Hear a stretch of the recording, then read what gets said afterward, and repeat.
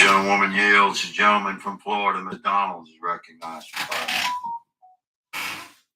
minutes. Boy, I buche everybody in Cyberland. Boy, everybody in Cyberland.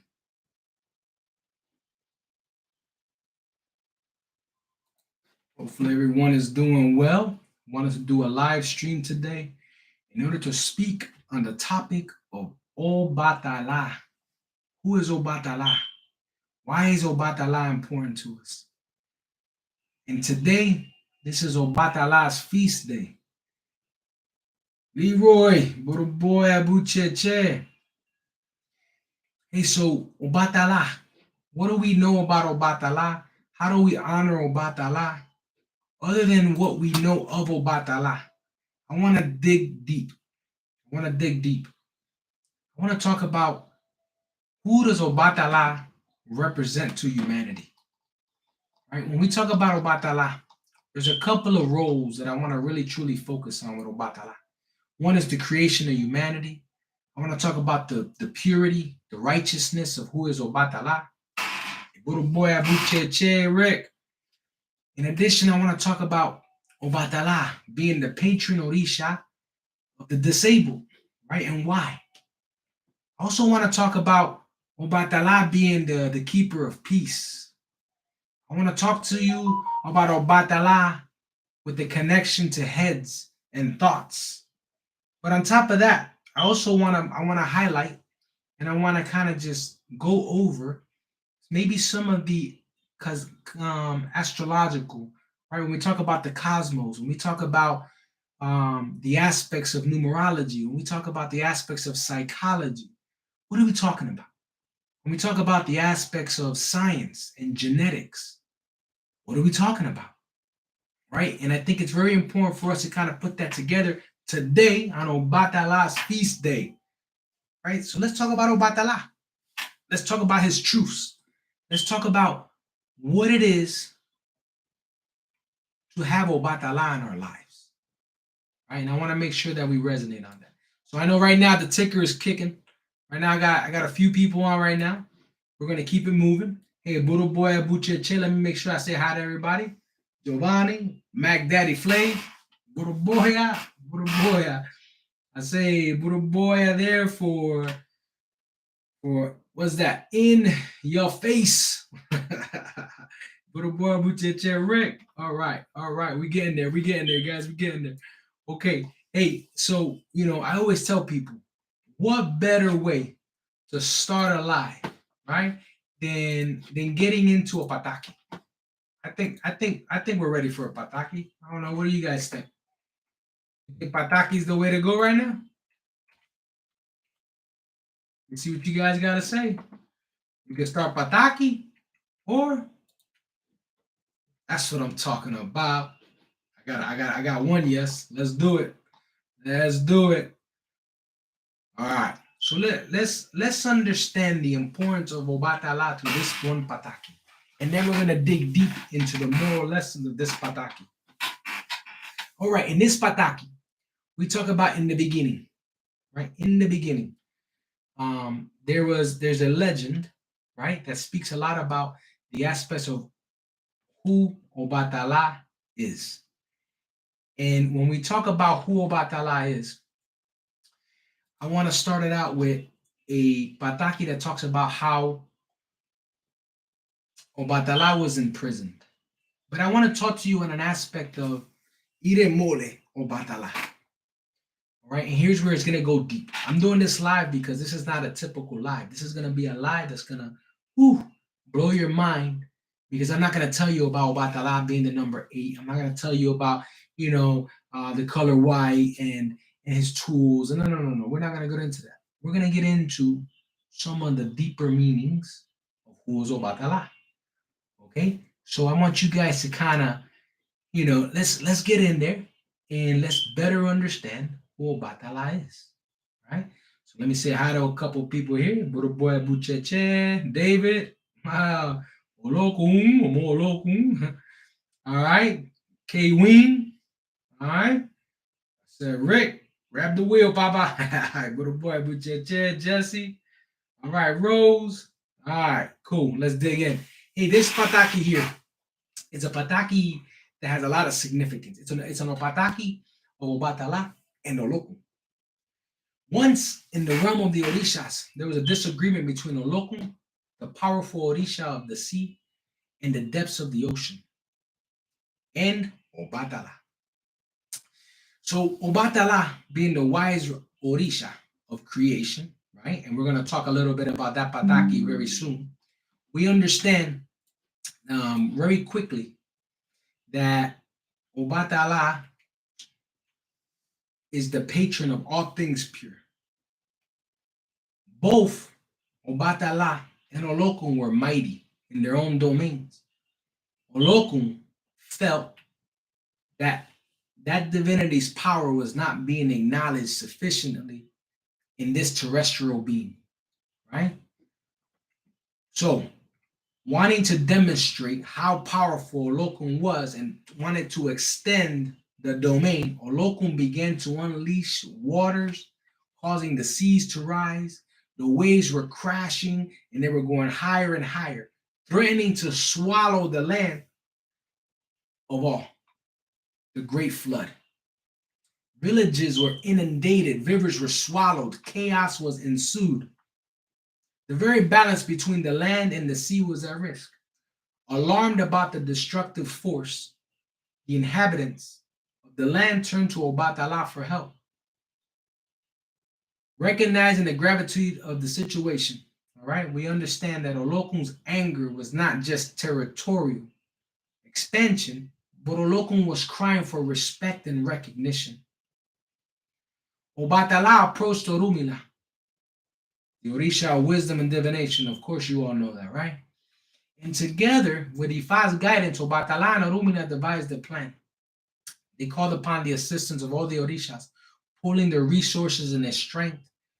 They prepared offerings, chanted incantations, they performed rituals to appease Olokun's fury. As the ritual progressed, the roaring waves began to recede. Slowly returning to the original boundaries, Olokun's anger subdued, and Olokun began to understand the importance of balance and mutual respect. Obatala, okay, with his characteristic of wisdom and a calm demeanor, was able to approach Olokun, extending the olive branch. Acknowledged the power of Olokun and the importance, emphasizing the necessity of both land and sea that needed to coexist harmoniously. Olokun, realizing the wisdom of Obatala's words, agreed. They both affirmed their boundaries and committed by mutual respect. So let's dig into that. What does this pataki underline? What are we talking about? Right? More than in this world that we live in, understanding, respect, and balance. But let's look at this story a little bit deeper. Obatala is a peacekeeper. Obatala is a mediator. Obatala has a lot to do with how humans are formed. But in addition, Obatala has to do with our thoughtfulness in life. The Pataki wasn't just telling us that there was a feud between the water and the land. Obatala was teaching us that we need to be more thoughtful into the aspects of life and ensuring that we bring balance into the life. This Pataki gives us a lot of insight on that very role that Obatala plays in our lives. Right? When we look at Obatala and we talk about the keeper of peace, Obatala is associated with common peace. Obatala acts like a mediator, right, during disputes among Orishas and humans alike. When people face conflicts or disputes, they go to Obatala to bring tranquility and resolution to the situation. For all the children of Obatala, right, all the Omo Obatalas out here, whether you're a priest, a priestess, a non-initiate, right, maybe you're initiated and you know that you are a son or daughter of Obatala. It's important for us to understand that the emphasis on purity and righteousness introduces the idea of moral order in this universe. Digging even deeper, right? Obatala is the balance scale. Obatala, no matter what, while modern science, right, the scientific cosmology of things doesn't necessarily address mortality, the idea of the universe has an inherent order, moral and physical, is a point of intersection between religious and scientific cosmological views. So when we look at the cosmos, when we look at the universe, when we look at everything that Obatala brings into this world, we need to ensure that we truly understand what is Obatala bringing to the table. All right, I know I said a mouthful, but I also told you I was going to dig deep. Who is Obatala? Who is Obatala? Hey, Buru boy Abucheche Rose, who I say hi to? Oh, Michael, Buru boy Abucheche. Okay, so on that pataki, what do you guys think? I'm monitoring the chats. Let's make this live. Let's think about what I just said. Right? Obatala. Wow, right? When we talk about Obatala, we look at the moral order of the universe. Obatala, again, right? When we talk about the idea of the universe, we talk about the idea of the universal laws. Do you guys understand that in Ifa and Orisha traditions, in Yoruba, your universal law is dictated by your Odu. This is the reason why we tell people to get their Awofaka and Ikofa, so they can understand the Odun that guides them through their life. We also understand that those Oduns bring taboos, right? For those of us who have been in the faith, or maybe you have not been in the faith long, you're going to notice that we begin to tell you certain things. Certain things like in Obatala, for example. Obatala has a lot of taboos, right? For example, right, alcohol. One of the most well-known taboos associated with Obatala is the avoidance of alcohol, specifically the palm wine. And then we're going to share another pataki in a bit to talk about why that palm wine is prohibited. Now, in that pataki that I'm going to talk about earlier, Obatala drank the palm wine. He became intoxicated, leading to the creation of the imperfect human being, the disabled, those who were born with certain disabilities. Due to this, Obatala and his followers typically abstain from consuming alcohol. It's in order to maintain clarity and purity. When we talk about red palm oil, for those of us who don't understand the red palm oil aspects, right? Some of these universal laws that we have to follow from both our Odun and Mano de Orula, and both for those who are children of Obatala. Again, these taboos are super important for us to remember. Right? Red palm oil. Obatala devotees, the Omos, have to avoid using red palm oil in their food. Instead, they have to use ori, which is the shea butter. Right? A lot of times in Cuba, right, or for the Locumi lineage, right, the ori, the shea butter was not necessarily available. This is how we got to grow into using cocoa butter, right? So it's important for us to understand what the lineages are doing and why, right? Because it's more often than not, we find ourselves confused. We find ourselves trying to understand, why do these people say this, and why do these people say this, and why are they using this? But everything has a reason, right? So, and you guys are going to learn more about this. For those of you who are going to do your favorite Babalawo Institute, we're going to go through all those transitions in order for us to build back up. Now, spicy food. Well, Obatala, foods that are too hot or overly spicy are typically avoided by Obatala's children because they symbolize heat, they symbolize conflict, right? Which goes against the nature of Obatala. Obatala's coolness, Obatala's peace. Another taboo of the children of Obatala, right? Dark foods, dark colored foods, right? Obatala's strong association with the color white means that the dark colors, especially black, are avoided. Now, there's a difference between taboos of the physical self and there's taboos for ceremonies and rituals. Right? So here's what this means. The dark colors doesn't mean you can't go eat dark chocolate. The dark colors mean that you have to avoid black in certain ceremonies. You have to dress more in white, avoid wearing black, right? Because those things are what brings you that coolness, that peace, that tranquility in your life. This is why it's very important for each and every one of you to ensure that you have a spiritual leader who's guiding you, a spiritual leader who's willing to kind of make sure that you understand the ins and outs and the why behind the things. Because if I don't tell you that, then you avoid everything that's dark. You say, well, I don't like dark chocolate. I can't use cocoa butter because a cocoa bean is black on the outside. I can't, eat licorice. And that's not the intent, right? So let's continue on the taboos. Giovanni, let's see. Wow, I didn't know you had to follow both the Odum and the Santos taboos. No, claro. Claro. Remember, we're guided, right? Because let's dig into that. So Giovanni's question, right? Following the taboos of both the Odum and the Orisha, right, is important. Why? Because who is your guardian Orisha? Your guardian Orisha is designed to protect the head, right? So santeros, santeras, or Orishas, right? Those who are crowned, they crown their guardian Orisha. If you have your mano de arula, you know who your guardian Orisha is. But the job is to protect what's inside the head, which is your Ori.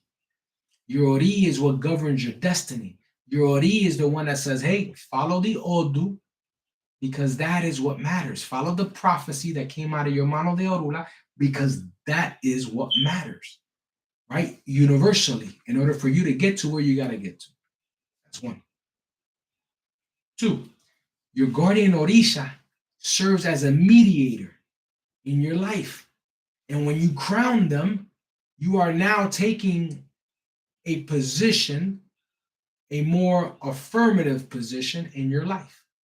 That's another reason why, in order to take a affirmative position, in order to put on the armor of a priest or a priestess based on you getting crowned, your guardian Orisha, you need to understand what weakens that army, what's going to weaken that armor, what's going to weaken that sword, right? In order to kind of put it in some context for you.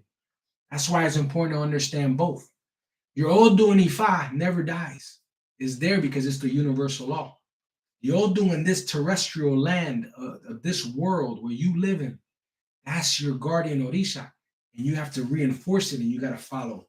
So that is a very, very, very good question. It's a good statement you made. A lot of people, I'm sure, can benefit from that. Let's talk about more taboos. In Obatala, you need to avoid conflict and aggression. Obatala is the embodiment of peace, calmness, rationality, right?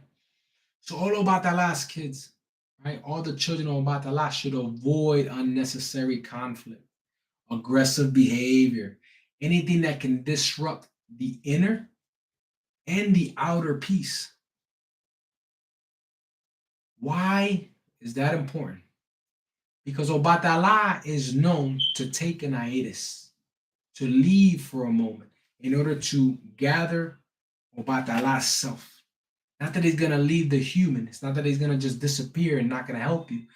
But in order to invoke the full energy of Obatala, we got to pay attention to these taboos so that we are doing and we are taking the best, we're putting our best foot forward in order to ensure that we are receiving what this Orisha wants to give us, especially for the children of Obatala. In addition, all right, of course, my daddy. In addition, impulsive actions. Obatala is an Orisha that we have to be very mindful of being too impulsive, being too fast, in a rush. All those things are important. So those important impulsive actions, hurried decisions, right? Anything that's done without proper thought and reflection can be an opposing force in order for you to put your best foot forward. Right? Imagine if you were trying to deal with a situation and you were trying to give it 100%. It is very hard to give something 100% if you move too fast as a child of Obatala, because you're not following the rules. You're not following the taboos, right? In order to invoke the full power of Obatala. So maybe you give the situation 60%. That is the intention of following the taboos. Hey, little boy Abucheche, Uni Tony. Is there any relation between Obatala and Chango? There's plenty. There is plenty, Tony. Trust me. I'm gonna explain that because you put it out there, you got it. That's the point of the live, right? But let's get into more of the taboos first, and then we'll jump into that one. When we talk about impurities, given Obatala's role, okay, given Obatala's role in as a divinity of purity, actions and behavior that are seen as impure or morally questionable are typically avoided by the children of Obatala. But let me dig a little deeper into that because I want you to understand what's an impurity. So, in certain lands, depending on where you hail from, right? Some people are in the United States of America, some people are in Africa, some people South America. You guys get the drift, right? It's important to show that if the law of the land says do not do something, and you begin to do it, right?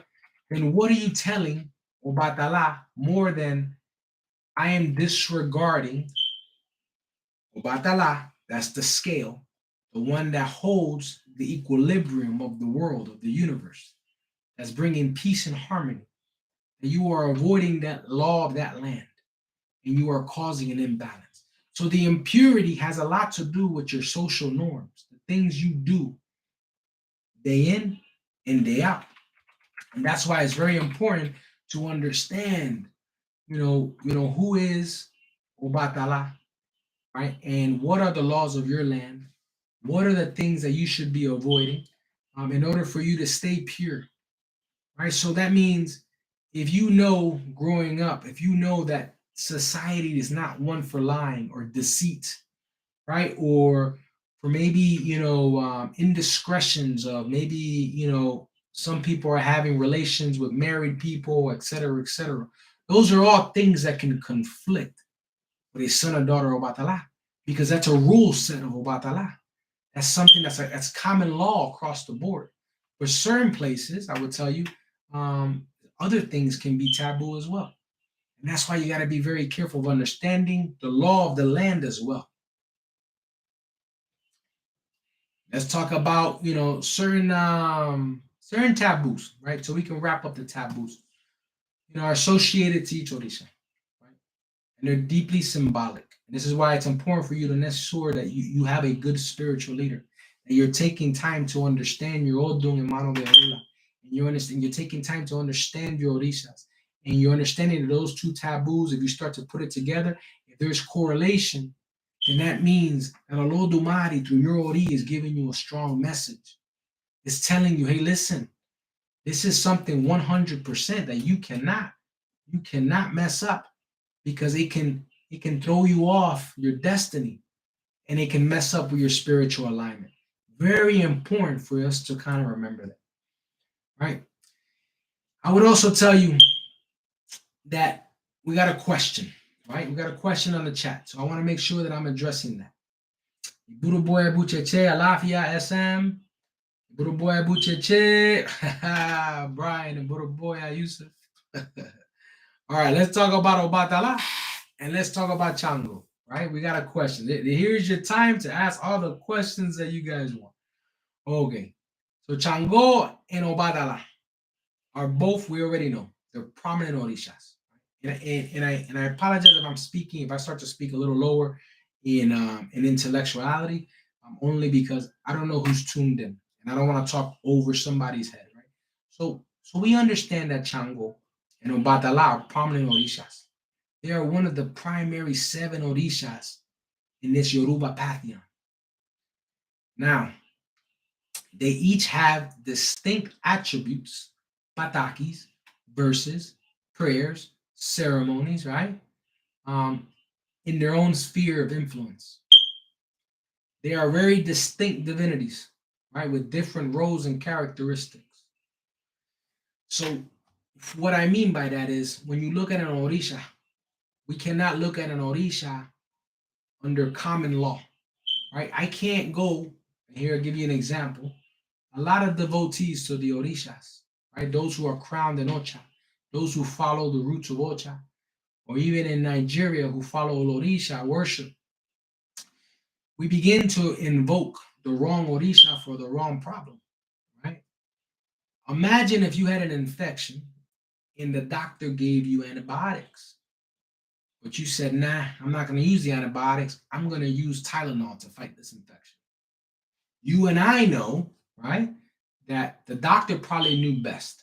The antibiotic was the right answer, not the Tylenol. I'll give you another example. Now let's put that into Orisha speak. The Orisha Ochun is the Orisha of love, right? Femininity.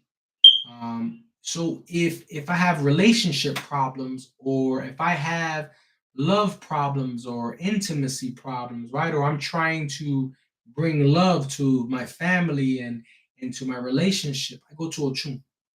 But imagine if you went to Ogun for your love problems. It won't work out. It doesn't mesh right. It brings conflict. That's why you gotta get the right tool for the right job. Right. So let's get to the question, right? The question here was, what's the relationship between Chango and Obatala?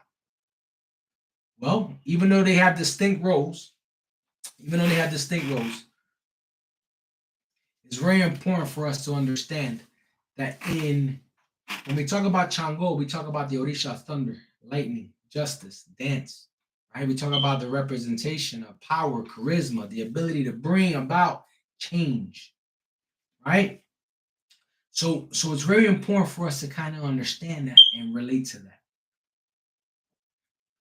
So when we look at it and we look at the personality of Chango, we see something that's passionate, something that's assertive, right?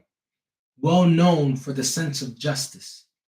Now, when I associate Chango and Obatala, as we spoke about Obatala already, in many ways, Obatala and Chango can both be seen as a balancing force, right? Chango is looking at things from a stance of, I'm going to insert myself in order to bring a balance, in order to bring a peace.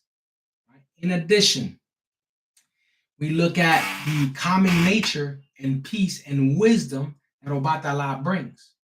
Chango is bringing the energy, the passion, and the assertiveness. Right? But both of them are complementary if you look at it. Right? Because the balancing that they do with their characteristics both leads to the same end result. And when you look at Obatala and Chango, we also look, again, we go back to the justice, the morality. Both have strong correlations, right, with what is the morality of the land. Obatala sees moral and ethical aspects in humans. Chango delivers the justice and the punishing of wrongdoers, right, in a lot of the patakis. So a lot of these things are important for us to understand.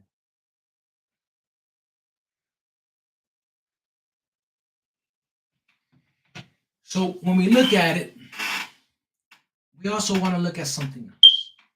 Now that you talk about it, it starts to flavor. And I tell you, there's a lot in my mind, and that's why I like to keep it moving.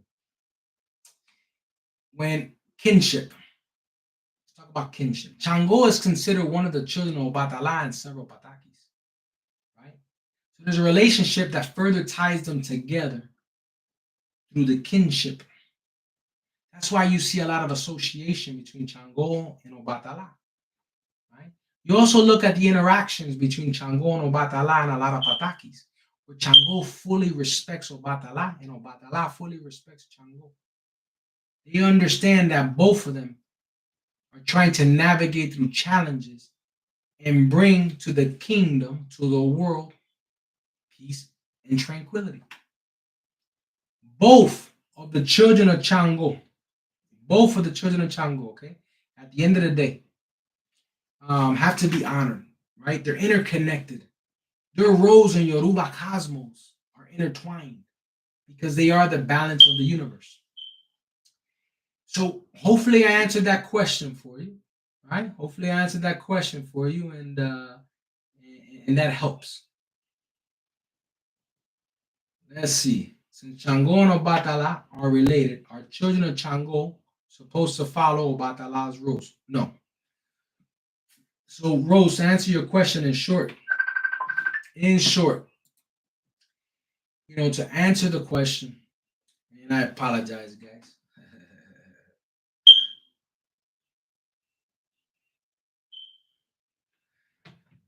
In short, when we talk about the aspects of Obatala, right? We talk about Obatala's followers, right? We talk about the children of Obatala. We talk about the children of Chango. Each have distinct rule sets and taboos, right? Earlier, we went over all the taboos of Obatala. So Obatala's children should follow those taboos. Chango's children have to, at the end of the day, follow those taboos. And when I do a live on Chango for Chango's children, it's very important for us to kind of make sure that we truly understand what that means. So ultimately, what we need to focus on now is another Bataki. All right, so let me see before I jump into another Bataki. Let's see if I got any questions over here in the chat. All right. If your father is Odudua, what is that you are crowned? Oshanla, Obatala. Just want your input. So Janet, the right thing to do is to ensure that if you are a son or daughter of Odudua, right? We talk about the duality. We talk about the Obatala being both male and female. The right thing to do is to crown Obatala, all right? Because Odudua and Obatala come from the same string, right? And there is a Pataki that talks about the creation, right, of the universe, the creation of this planet, and how things came to be. And I'll share that here on this live in a minute. And you'll begin to kind of see that Obatala and Odudua are brothers. Obatala and Odudua are two things that truly need to be together, which is why in Ocha you crown Obatala instead of Odudua, but you're still a son or daughter of Odudua. So hopefully I answered that question, but it's very important to understand that, right? Because Ochanla, when we look at who is Ochanla, we talk about an avatar that's needed to bring the nurturing aspect of Odudua, who's a leader, a warrior, right? The person who is leading an army of both the dead and the living, someone who came after Obatala, and after Obatala finished molding people, came to lead mankind. That's why Odudua is considered such a highly revered divinity in this faith. That's the reason why priests and priestesses receive Odudua when they get older, and that's so in order to complement their leadership in their spiritual houses. Odudua is a must for priests and priestesses if they're going to start an Elif. They're going to start trying to bring people into the fold, because that's the right way to do business, both spiritually and physically. Hopefully, I answered that question for you. What about Abu Cheche? Can you share something about Yemaya with us? I enjoy your channel. So I don't want to jump into Yemaya just yet. I will do a live on Yemaya as well in order to get some of those things out there. But there's a lot of correlations, I would tell you, between Yemaya and Obatala, and we can jump into that as well. I have a question in regard to the taboos. I know you said we should mostly follow our head of Isha, but serious, we follow the ones we receive. If I can't eat coconut, for example, so here's something that you're guarding Orisha, right? Again, we kind of go back to the aspects of two sets of rules, right? If you are crowned, right? If you are crowned, Obatala, right? If you are a son or daughter of Obatala by Mano de Orula, right? You follow those taboos. Those are the taboos you need to follow. Now, when you get crowned, you get to hear what every Orisha has to say. Why? Because the Mere de Legun, when they throw the shells, right, they're going to speak to you. Remember, every Orisha speaks to you in their characteristics, in their presence in nature, in their ability to lead mankind. Again, so it's it's a little bit more complex when you get crowned on whether or not you can eat coconut, for example. If you're a child of Obatala, coconut is something that we offer as an adimu to Obatala, something that we use to strengthen Obatala in order to really get our armor ready, right? In order to really get us into the fight. So if you consume too much, it's almost like taking antibiotics. If you take too much antibiotics, your body begins to build an immunity. That's the reason why they tell you don't consume coconut, right? But it's not for everybody. A lot of taboos for the priests and priestesses have to be marked. They gotta ask. They talk through the Mere de Legumes for Ifa. They talk through the palm nuts, and that is how your taboos are marked. So hopefully that makes sense. Hopefully that makes sense. Do I act as though I am allergic or just be mindful? Um, I would act as if you're allergic because here's the thing: if you know what's gonna help you, or if you know what can help you, and it's a break in case of emergency, but you're always breaking in case of an emergency, kind of go down that same concepts of, you take too much antibiotics, you build an immunity, and now we got to find something else to kind of help combat those barriers in your life. Very important. Okay. Bendición, hermano. Bucheche. Que nos Badala, Elewa, and Ogun energy mix and coincide, and what results could manifest from those orishas being together. So I would tell you, the secrets are left with the priests, the priestesses, the Mire de Legun, and Ifa. Right? Mixing orishas is not necessarily a problem. All the orishas have one hand that washes the other. Every orisha has a pact with each other. Every orisha helps each other. Right? Every one of us all have different guardian orishas, right? I have 34 people on right now. 34 people have different orishas. 34 people have different odus and ifat. 34 people, if crown, have advice that was given to them by the delegum, right? They all have different paths. Some will say we don't associate X, Y, and Z because you can't, but that's all left with the secrets and the distinct snapshot of who you are. And that's something that you really got to kind of understand as you go through. So back to your question. Can they coincide? Right? So yes, the answer is they can coincide when it's necessary to coincide, when that aspect of that ceremony is required. Right? So everything plays a role. And a lot of times I like to remind people that Orisha worship is very much a story. Right? And what part of the story are we living today? Right? Are we talking about an Obatala that came in early as Ayugana and is the warrior? Are we talking about Elegua as a child, or are we talking about Elegua of a different avatar, La Roye, right? Alawana? Are we talking about Ogun when he was working for mankind, or are we talking about Ogun when he's on the warpath? So that's why it's very important to understand who we're manifesting, how we're coinciding. And those are things that are left better for the priests and the priestesses. So hopefully that kind of helps bring some things together. All right. Let me see what other questions we got in the chat. Anything else, guys? Give it to me. Quiet crowd tonight, huh?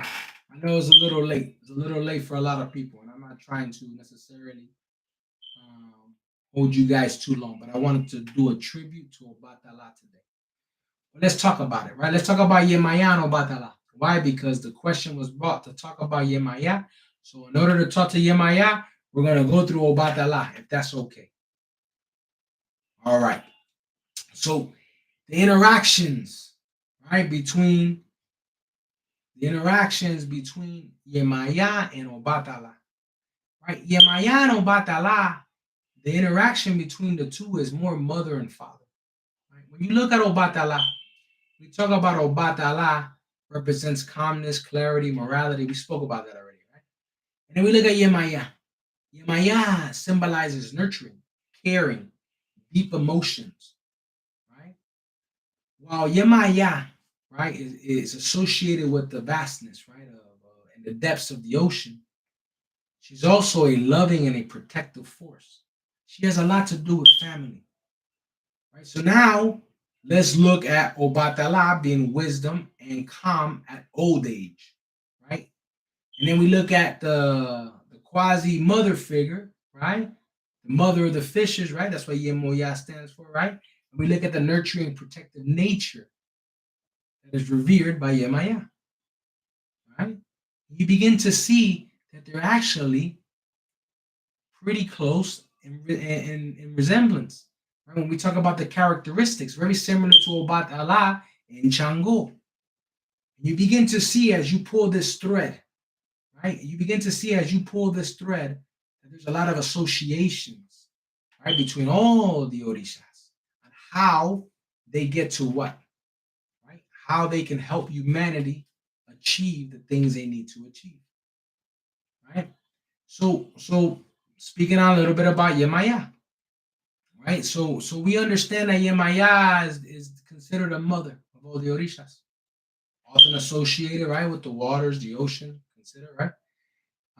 But remember, Yemaya is a mother, right? And I want you to kind of hone in on that. Whoever asked me about Yemaya, and I'm sorry, I didn't see who asked me about Yemaya, but Yemaya is a life force, right? Water is a life force, and it's important to remember that.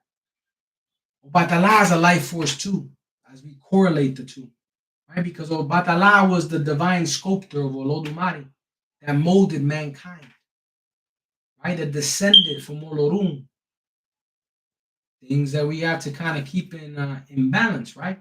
As we kind of better understand this a little bit. All right, let's see what other questions we got here. What other questions we got here? You want a pataki? Okay, I promise you guys two patakis. I'm gonna give you the pataki on Obatala Yagona, and then I'm gonna give you the pataki of the creation story, because there's no way that we are going to understand Obatala without talking about the creation story. And I think this is good, and that maybe you've heard it, but it's good to kind of go over it again. Why? Because a lot of people don't know the story, and I think that's going to be something that's very important for us to kind of go through. Make sure I don't have any other questions here. I know very little, so sorry if that question is too simple. No, don't you worry about that. At the end of the day, there is no wrong question here, because everything that I say has a perspective in somebody else's mind. And people are going to start to understand because they piece together their own experiences. So, Rose, you ain't got to apologize for nothing. All right. Now, let's talk about it. Right. Let's talk about the creation story. Right. So, when we talk about the creation story, we talk about in the beginning, the world was covered with water. Right. Olodumare, the God, right? Because remember, in Yoruba tradition, we believe in one God. Olodumare is God. That's it. Bottom line. He wanted to create dry land, right? He wanted to create human beings on earth, right? So he called the bond Orisha Obatala, right? In order to take forth this task. Obatala went to consult Orumila. And you see that's a common theme, right? They always got to go to Orumila, right? The divinity of wisdom, right? For divination. And they revealed that the mission will be successful. He just had to get a gold chain that was long, that can reach right from Olorun down. You had to get a seashell filled with sand. You had to get a white hand, a black cat, and a palm nut. And Obatala will be successful. So Obatala gathered all the tools. Right? Obatala received what he needed to receive, and he went off. He was hanging from Olorun on a giant gold chain. Right? And at that very moment, Obatala takes the seashell and he pours all the sand right, onto the water. And then he released the white hen on top of the sand. For anybody who's seen a hen, when they start eating or try to pluck from the ground and eat the insects, right? What are they doing? They're pushing with their back leg, right? The ground. So this white hen did the same thing, spreading the sand everywhere, right? Until the lands were formed. This landmass, right, that was formed is what we know to be Ile-Ife, right? The sacred city, which is considered, right, the cradle of Yoruba civilization, which is what we know today as a part of Nigeria. Once the land was established, Obatala set about the task of creating humans, right? But in order to create humans, right, he had to plant the palm nut and allow a palm tree to grow. At that very moment, he needed to understand what he needed to use in order to scope the humans. So he spoke to the divinity that's called Iku, death, who knew the secrets of the earth, who knew the secrets of all lands, which correlates very heavily to what we do with our dead today. When someone passes away, what do? You see people, scatter ashes. We see people bury their loved ones. And where do you think the material to mold us came from? The earth. Down deep in the earth, there's clay. Iku knows the secret of death and began to share. In order to go through life, you had to go through death. And there's another correlation, another pact between Obatala and Iku. So Obatala now has his clay, right? So he climbs the palm tree, right? He finds a nice little shadowy spot, and he begins to mold the clay figures. As he molds each figure, right? Olodumare gave Obatala the essence to animate the clay, right? Not necessarily give life. I still Olodumare is the only one that's the creator, but to animate the clay. And when the clay began to animate, the clay began to fall apart over and over and over again. Obatala could not figure out what was the problem. Obatala went to divination again with Orumila in order to better understand what was the problem and how he can overcome the barrier. At that very moment, Orumila reminded him that all things need to come together as one, that this world needs to be created in a balance. And Obatala is a balance, an equilibrium for this world. That Obatala needed to invoke the help of all the Orishas. The moment they did that, every Orisha was able to put their aspects into the sculpting of the body, right? Because the sculptor is Obatala. But inside you have the skeleton of Ogun, right? You have the lungs of Oya. You have a lot of different aspects that Obatala had to bring together in order to animate humans. So now we go into a more controversial part of this pataki, where we begin to talk about how now that the land was established, he started to build the clay, everything was coming together perfectly. Obatala got thirsty. He got a little bored because he was doing this mundane task over and over and over again. Right? He started to drink the palm wine. He became intoxicated. Some of the figures that he was molding became imperfect. Right? They had deformities, they had imperfections. Right? So this is another reason why earlier when I was talking about the taboos of Obatala, it was those impurities that he needs to avoid, the alcohol he has to avoid. The children of Obatala should stay away from alcohol or anything that can pollute their minds so they're not able to think clearly. Because if they can't think clearly and they're not calm and they're not cool and collective, you're not invoking the full power of your guardian Orisha. So in the Pataki, right, we explain why humans that are born with physical disabilities has a lot to do with the genetics and the molds that Obatala created during that time of impurity. Another reason why, when we talked about it earlier, was that Obatala is a patron, Orisha, of the disabled. Obatala is a protector of them. And that's something very important for us to remember. Right? Now, Obatala felt so much deep remorse, right? He vowed never to drink again, right? While performing his sacred duties. So that is the end of that pataki. But you begin to understand the creation of the earth, the creation on what happened, right? And those are things that we always got to remember. Earlier, I told you about the Obatala no Lokun pataki. And you see that Obatala and Olokun have a pack as well. They found a level of understanding. When Obatala came down from the chain, what did he build the land on? But on the water that was already there, intruding on the territory of Olokun, forgetting about Olokun. Right? You can almost see that in the Pataki as well if you put these two Patakis together. And we're not showing the right due respect to everything, nature itself. That's why it's very important for us to always have that balance in life. So it's very, very important for us to remember that. All right. What's the significance here, right?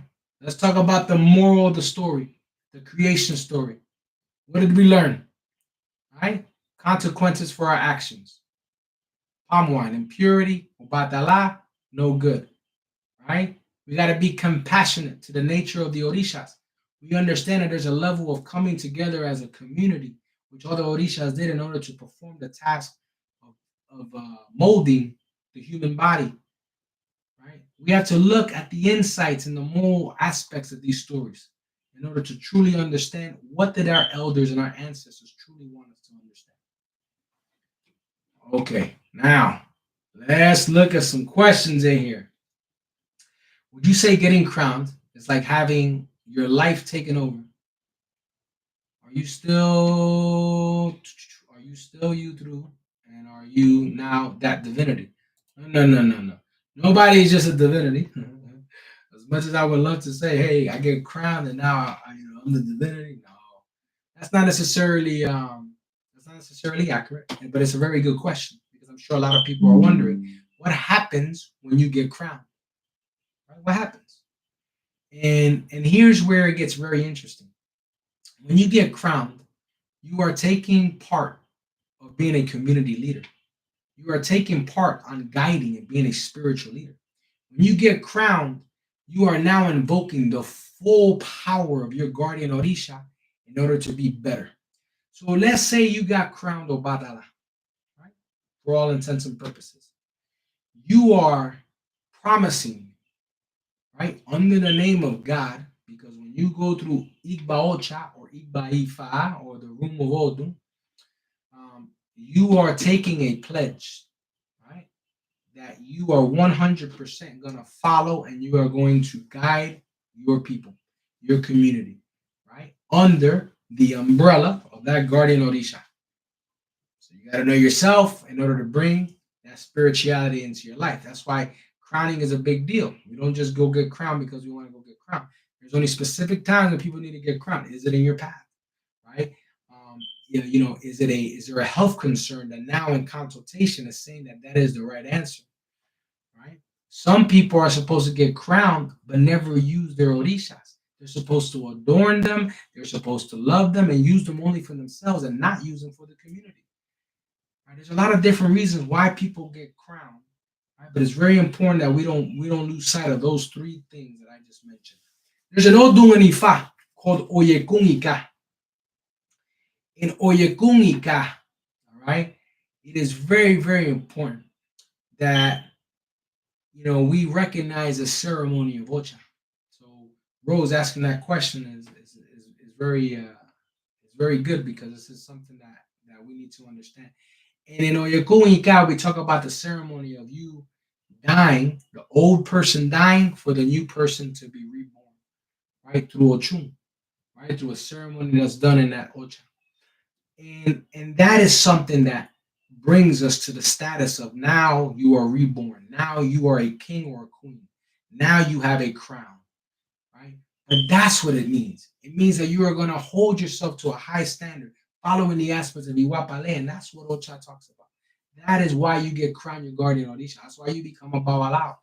You know what I mean? In order for you to lead. So no, great question. Let's see. If you haven't been crowned yet, but you are a child of Obatala, what Adimus can I do at home? So here's the thing about Adimus. You got to be very cautious about Adimus. So for Obatala, for example, if you want to do an Adimu for Obatala, there are several things you can do, right? But there are rules. There's always rules. If you are not crowned and you don't have Obatala in the house, then the right thing to do, right, is go to the sacred place of nature that represents that Orisha. The sacred place for Obatala is the hills, right? Let's say, for whatever reason, right, you prepare something in the house. Right? You grab stuff together and you want to light a candle, you want to pray, and and you need some time, and maybe it's a bad day outside or something like that, and you're not gonna be able to perform everything you need to do. Nonetheless, you still have to take that adimu to the hills. That's where Obatala's essence resides. Right? Obatala is at the highest places where the wind is blowing, and Obatala can view where the world is going and how is it going, where it's calm and peaceful and there's no ruckus. That's Obatala. Right? So that is something that you need to remember. You can't just arbitrarily, right, just do things. We got to do it in the right method in the right place. That's one. Two, some of the adi moves for Obatala. That's a great question, right?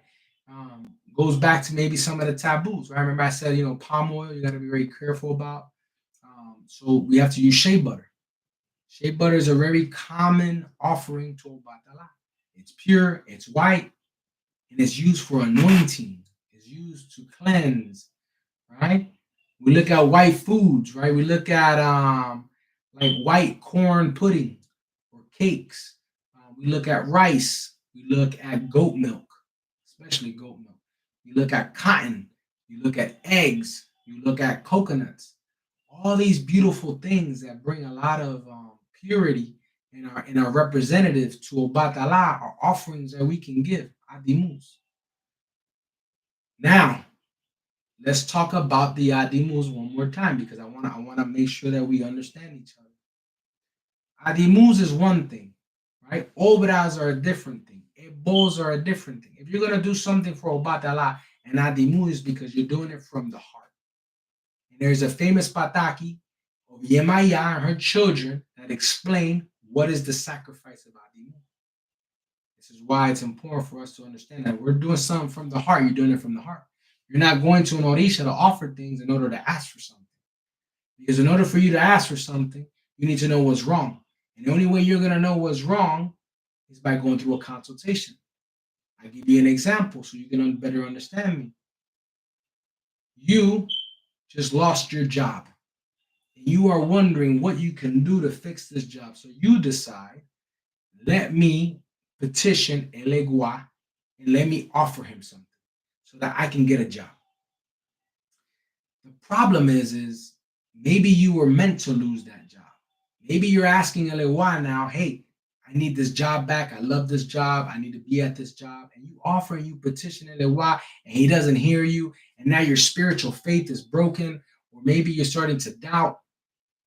The problem is that if you would have went to a consultation to better understand what your Ori was trying to designate and where your Ori was trying to push you to and what you were destined for, maybe you need to realize that that job was never for you to begin with. That job is actually putting you two steps back in the long run, right? When we look at things strategically, big picture, not short term, but long term, right? And maybe the right petition is not to Elegua. Maybe the right petition is to something else. This is why it's very important to do consultations in order to get the answers and the offerings that you want to put forward. That's why you don't ask for anything. The moves you do from the heart. I just want to say thank you to nature. I want to say thank you to Obatala. I want to say thank you to, for bringing me peace and tranquility in my life. That is how you do an Adimu.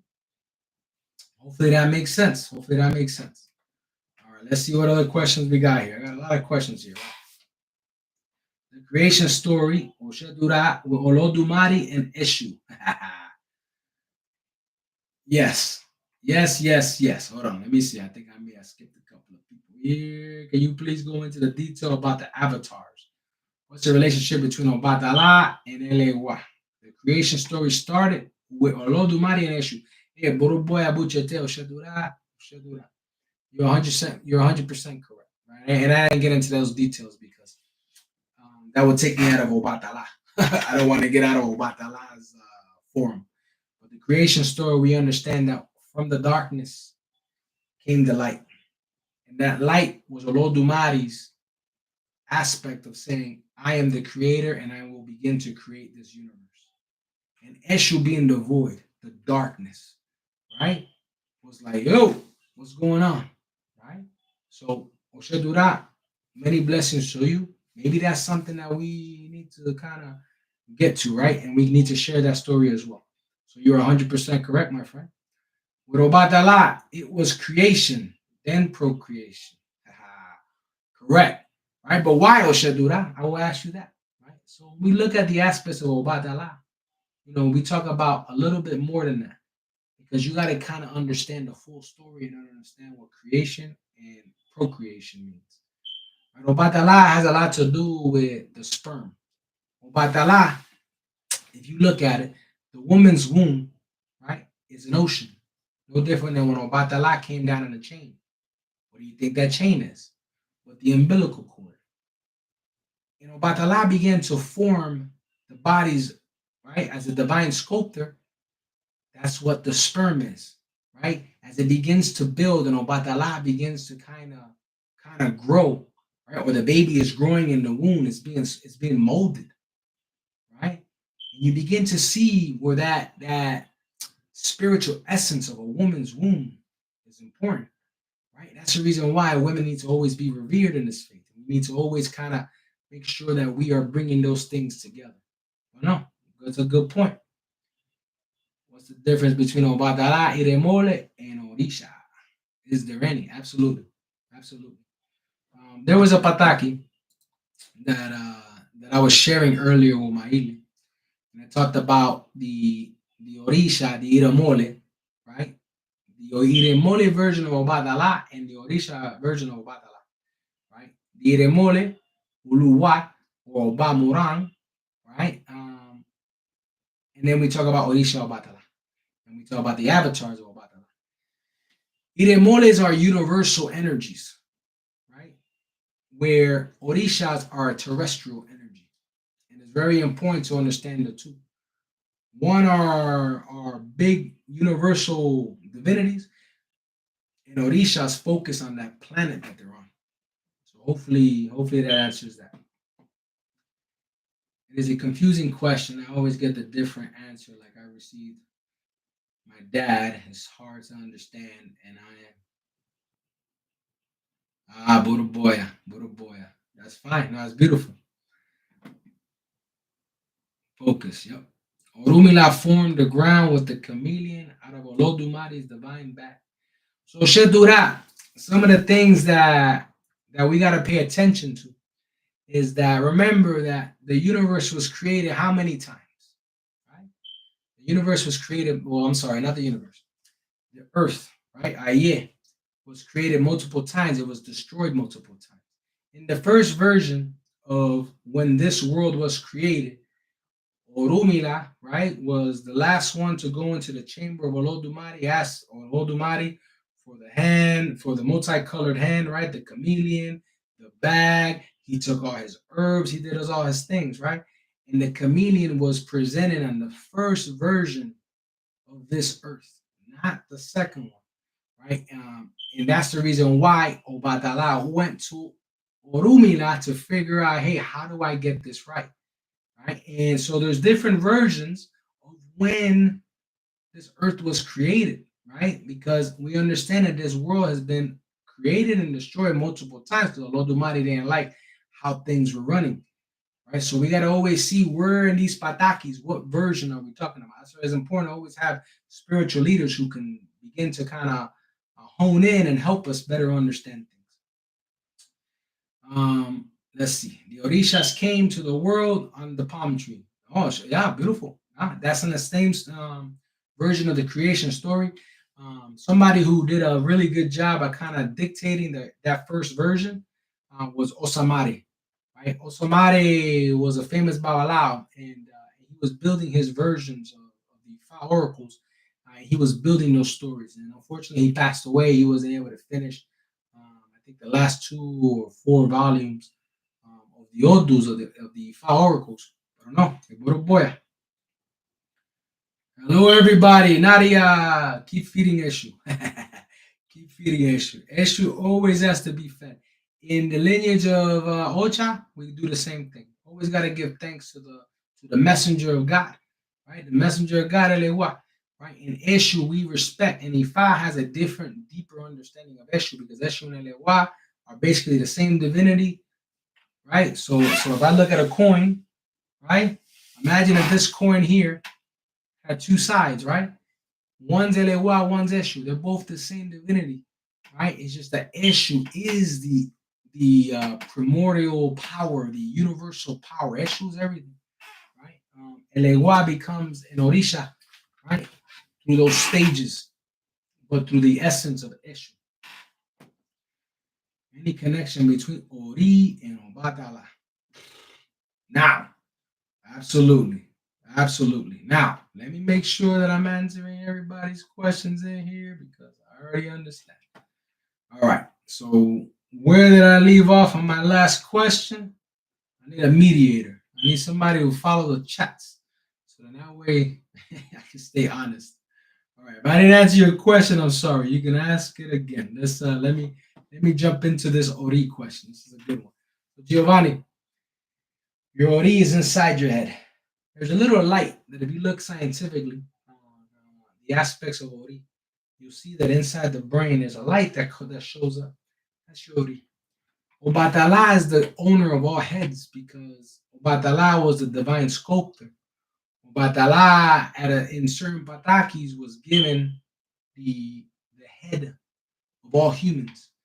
Right. So when we look at that aspect of what does the head do? Well, the head actually houses a lot of different things in the head, right? The brain, the eyes, right? You got your lymph nodes in the back of your nose. You got your tongue, and you got a lot of aspects of your head, your ears. So when we look at it, you look at that everything is based on you protecting your head, whether it be Obatala as your head or any other Orisha. Obatala is trying to ensure that you are meeting your destiny. That's the point of Ori. The point of your head is in order to protect.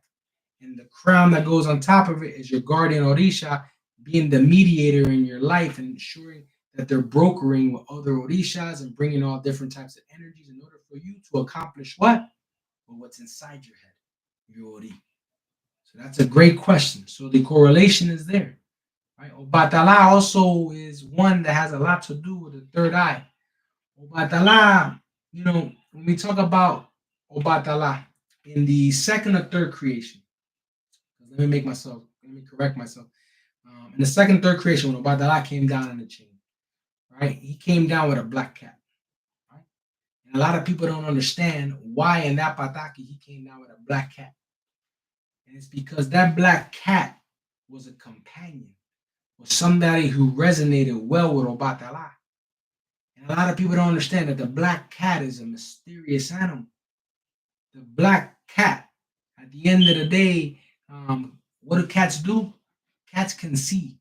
Cats can see to the other side, right? Cats can see where are the dead. They see the mysteries. They understand the mysteries. You look at it, we gotta pay attention to that Obatala has a lot to do with the other side, right? The side that we don't see, but the cats do see. Right? That's why it's important to see all these different versions of the world and when did Obatala come down and what did he come down with, and paying attention to those details helps you better understand this. All right, what else we got here? What else you got here? Keep feeding issue. Boom, boom. Nadia, boom, boom. Do I know anything about Ikat? Otrupon. I don't want to get on to all those. Best they talk about Obatala, right? So I'm gonna talk to you about Ikat Otrupon. And I'm going to talk to you, but I'm going to relate it to Obatala. Okay?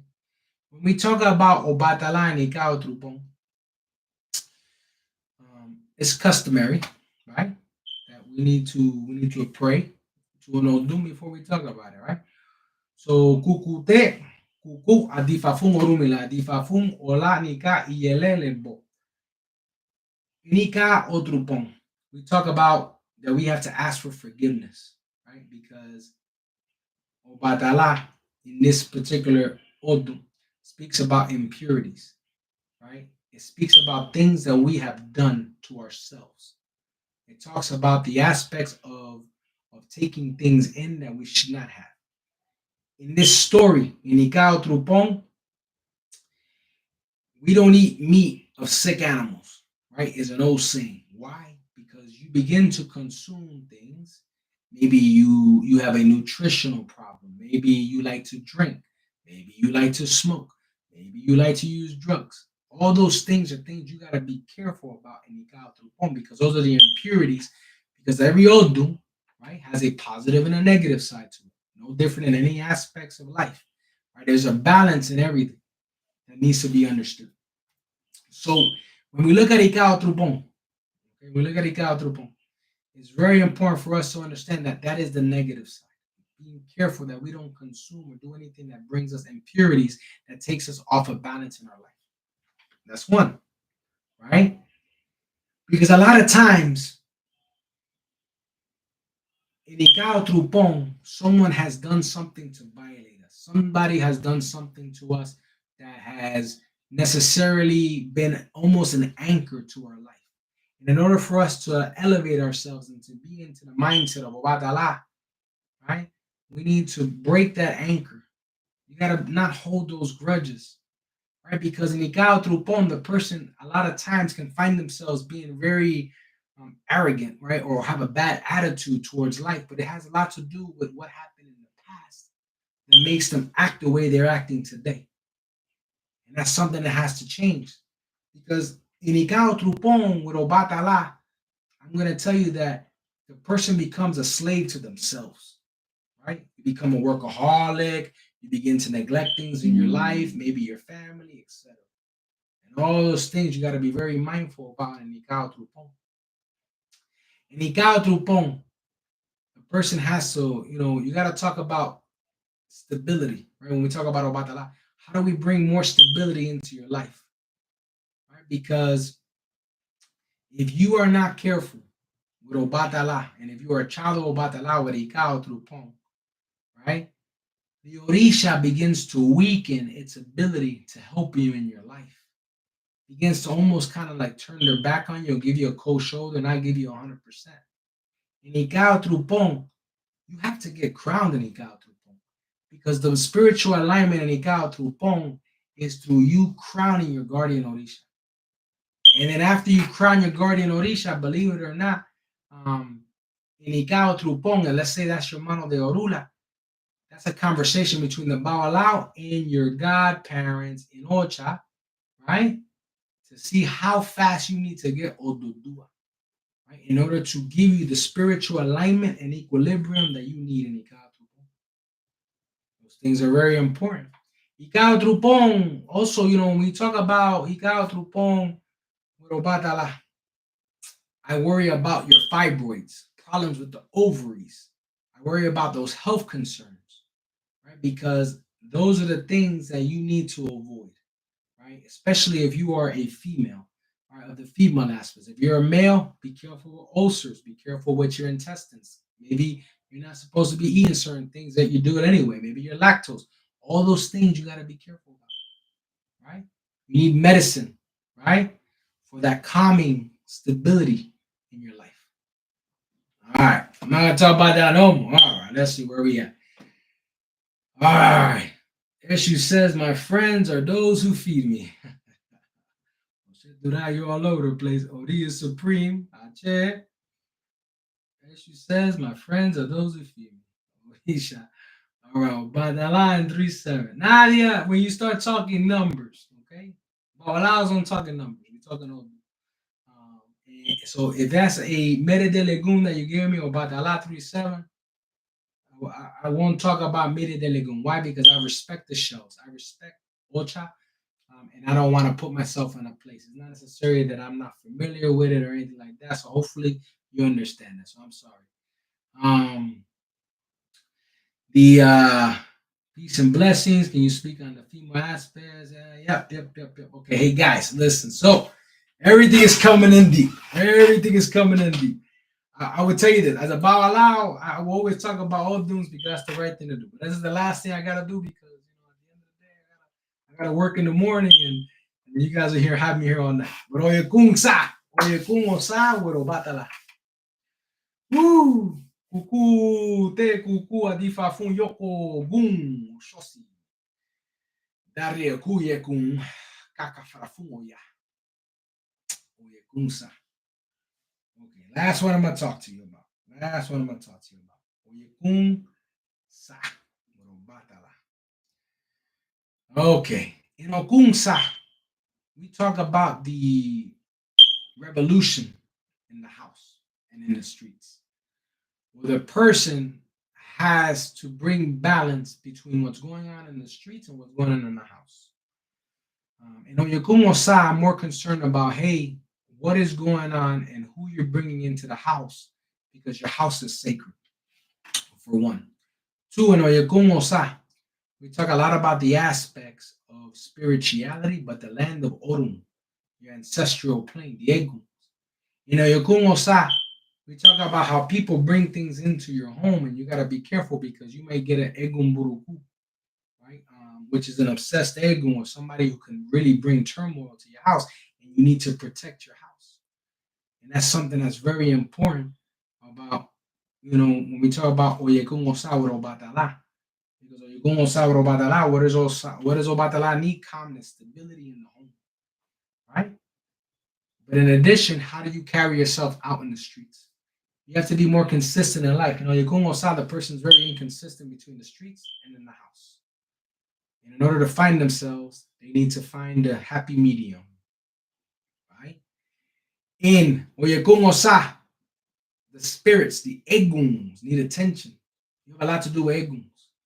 You need to hold yourself down with eguns. You need to see what you need is a spiritual misa. 100% you need a spiritual misa because you need to see with Oyekungosa if one of the other things you need. If you're a male, you need to see if you need to either receive Orun through Ifa, if you are in a Isheshe lineage, if you are in a Lukumi, right, aspect of things, you go to a spiritual misa in order to get a medium to tell you, hey, should you get scratched in palo? Should you not get scratched in palo? Should you be working the misa espiritual? Because Oyekun Osa has a lot of spirituality, a lot of things with the eguns. In Oyekun Osa was the birth of Argui, which is the female Babaluaye, right? For those of you who know Babaluaye, Ogui has the same aspects of Babaluaye, but was a female version. And Babaluaye, as we all know, has a lot to do with the eguns. It's a raft of a wild loafing, right? And in order to end things so new things can begin, right? And so we start talking about the epidemics and pandemics. So, we talk about a lot of you have to respect the orishas, but not one, not two, all of them. This is another sign that you gotta find yourself, you gotta find the alignment that you need with your guardian orisha. You need to ensure that you're treating all the orishas and you obey all the orishas. If one day you get crowned, you cannot miss a beat. But Yukumo has a lot to do with discipline, right? Your ethics and your moralities, you cannot falter, right? You have to obey Ifa. You gotta listen to Ifa. Never let go of Ifa. If you are Yukumo Amaro Arula and you get crowned and you go do something else, it doesn't matter. Ifa is your foundation. Right? Yukumo will tell you don't eat okra. Okra is what we use to push away the eguns that are no good for you, right? To push away death, right? When it comes at a premature time. Okra is your friend. Okra you do not consume. So you don't consume okra at all. And then the last thing I would tell you, como sa, right? And just so I can go to sleep and go to work in the morning, it's gonna be, you gotta do it both. You gotta do it both of the house. You gotta do it both so everybody who lives in your house. Don't allow people to live in your house that don't need to be there. If they're not contributing, right? And they're not your family, don't let them in. Right. But more importantly, pride, your pride will be your downfall. You gotta humble yourself. You got to humble yourself, right? And don't allow people to take your luck away. Don't allow people to use you and abuse you, right? It's good to be nice, but you got to clean your house first in order before you can help anybody else. If you're not going to worry about yourself, don't worry about nobody else. Oye, ¿cómo está? Oye, ¿cómo está? All right, guys. Hey, Buruboya Ibucheche. Much love to each and every one of you. Thank you for humoring me and allowing me to talk on Obatala. Thank you for allowing me to kind of just talk about the father of white, Obatala. Right? That's his name, right? The king of purity, the king of the white cloth, right? The person who brings life, calm and tranquility and peace into our lives and stability. Obatala is someone who will always be with us, no matter what, but mandates from us a lot: organization, cleanliness, purity, ethics, morals, in order to bring our society together. All right. And I ask each and every one of you to honor him, right? Honor him. Give a little thanks to him. All right. And he will always be with you. So, with that said, like, subscribe. You guys know the deal. If you guys want to go to your favorite Babalawo Institute, guys, I've been pushing it out there hard. Shoot me an email. You guys all got my email. I'll put it in the comments below so that you guys have it. But unlimited room. I'm doing it on Zoom. So classes are going to be packed, and it's okay because we're all going to learn together. All right. Hey, Buruboya, Buche, Cyberland. Much love to each and every one of you.